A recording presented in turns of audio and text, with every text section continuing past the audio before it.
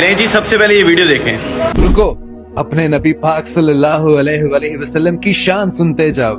एक मर्तबा एक यहूदी आप सल्लल्लाहु अलैहि वसल्लम के पास आया।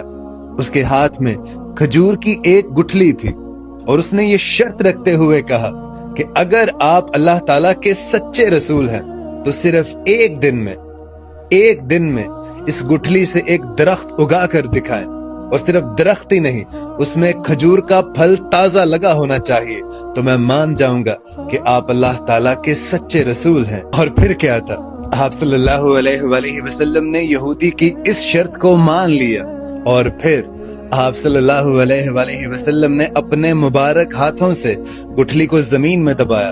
आप सल्लल्लाहु अलैहि वसल्लम ने दुआ फरमाई और वहां से चले गए। लेकिन उसके बाद यहूदी के दिल में बेचैनी होने लगी। वो सोचने लगा कि अगर बीज वाकई में दरख्त बन गया तो मुझे मुसलमान होना पड़ेगा।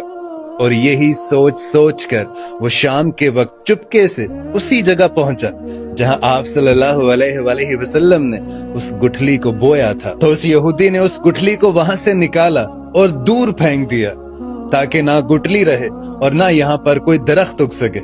मगर जैसे ही सुबह हुई वो यहूदी वहां पर पहुंचा तो जो मंजर देखा, उसकी आंखें फटी की फटी रह गईं। ठीक उसी जगह जिस जगह से उसने गुठली को निकाला था, उसी जगह एक बहुत बड़ा खजूर का दरख्त तैयार खड़ा था और उस खजूर पर ताजा खजूरें भी लटक रही थी। वो यहूदी हैरत में पड़ गया कि मैंने तो गुठली निकाल कर दूर फेंक दी थी, फिर इस दरख्त का वजूद कैसे हो सकता है।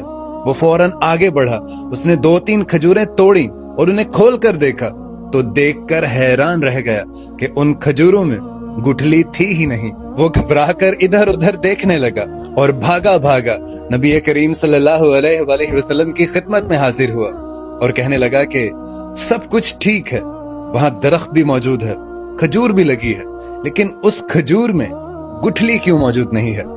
तो आप सल्लल्लाहु अलैहि वसल्लम ने मुस्कुराते हुए इरशाद फरमाया कि गुठली कैसे होती, वो तो तुमने शाम को ही निकाल कर फेंक दी थी।